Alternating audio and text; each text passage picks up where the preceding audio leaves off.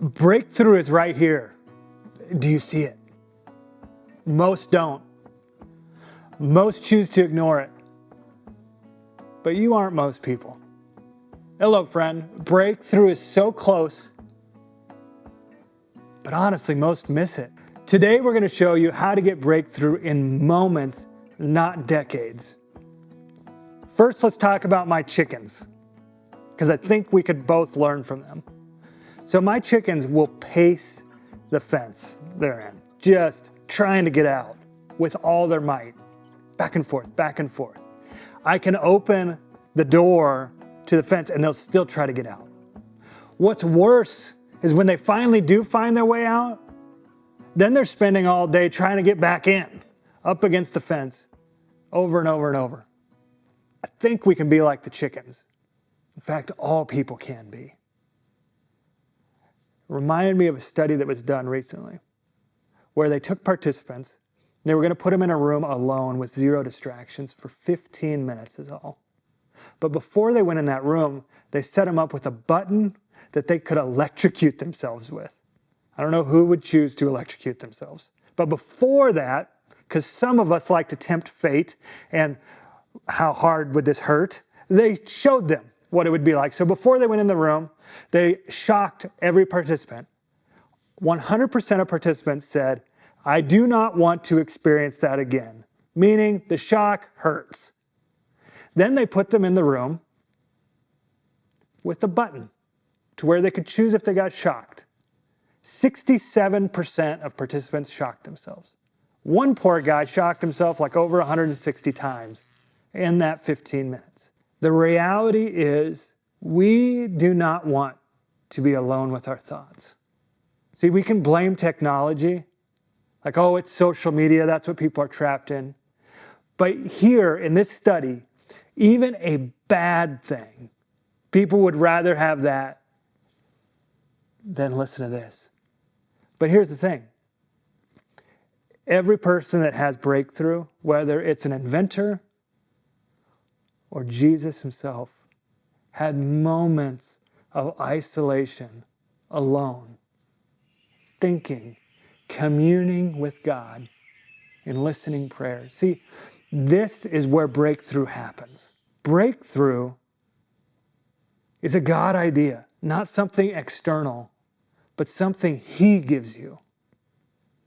And we can't hear His voice with all these distractions, but it's the very thing that you might be avoiding. Here's some 3 tips just to help you with breakthrough. Number 1, we need white space. Like, when you get that white space where you can actually hear God and you can actually hear your own thoughts, what's going to happen in those moments is bubbling to the surface will first be problems, will be negative self-talk, things you have to do. But if you can get through those, the next thing that happens is you can start to hear God's voice. Once you notice and name those other things, you can hear. See, it's not that we're not doing enough. That's why breakthrough hasn't happened. It's that we're not doing the right things often. This happened to me a while ago where I was really trying to think of this idea and I just got to think harder. Have you ever tried to think harder?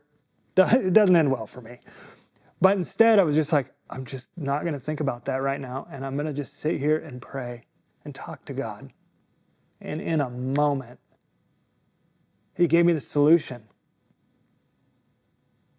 In a moment, breakthrough. I was stuck. I couldn't get through. And then all of a sudden, oh, that makes total sense. Why didn't I think of that before?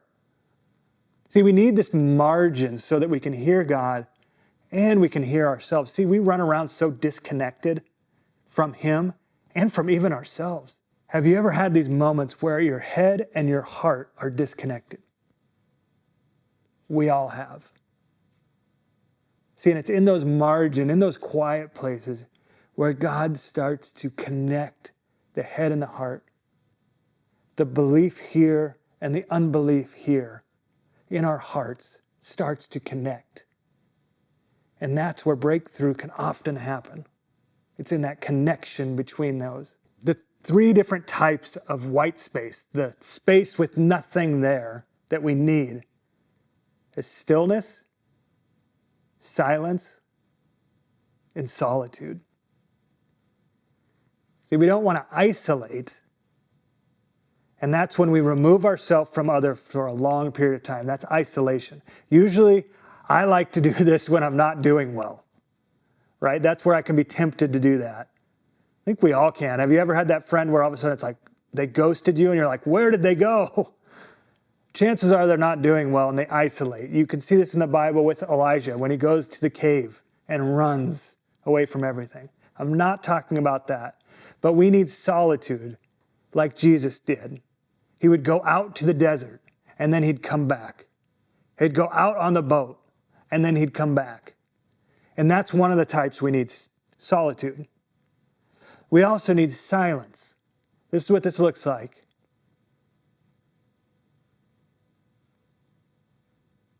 Just like that. Silence. We live in such a busy world. I live in the country here, but even in the country, there's noises everywhere. But I need moments where there's no noise.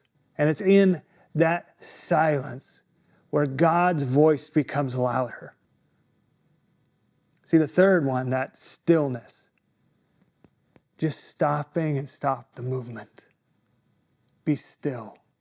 But even more important, stillness in our soul that gets shaken and stirred constantly.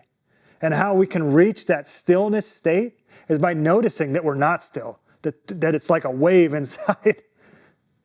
And then naming what it is that has us all stirred up. And then giving that to God. It's in those three things. Notice, naming, and giving it to Him where we have a stillness about us where breakthrough can happen. Right? Number 3, here are some tips to do those different things. Number 1, rise early. I don't care if you're not a morning person.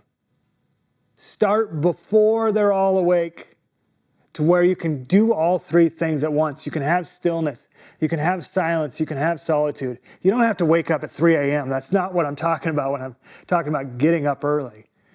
But if you have a house full of people, getting up early really has helped me more than anything else. The first to rise, even in my unconscious state as I'm waiting for that coffee to finish brewing, stuff bubbles up. And I'm able to give them to God so that there starts my day with some stillness. Number 2, go for a walk and talk to God. Leave your phone at home. Just walk. If you don't want to walk, you can ride a bike. If you don't want to do either, you can run. If you don't like any of those, I don't know, pick something. But it's movement. And for me, that's the easiest way to quiet my mind is by moving to meditate on God, moving to meditate on Scripture. It's easier for me to do that than it is to sit still.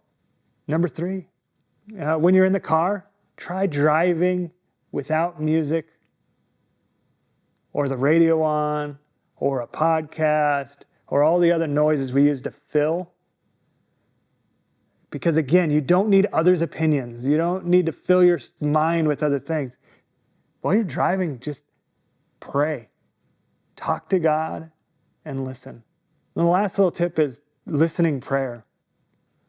You know, many of us, it's easier for us to talk to God, but stopping, not speaking, and just say, God, speak to me, is the very thing we need for breakthrough. See, breakthrough is around the corner. A God idea is needed, not your idea. And that happens when we have white space and margin so that He can lead us to that breakthrough. Have a great day, and God bless you as you hear from God, because He's speaking.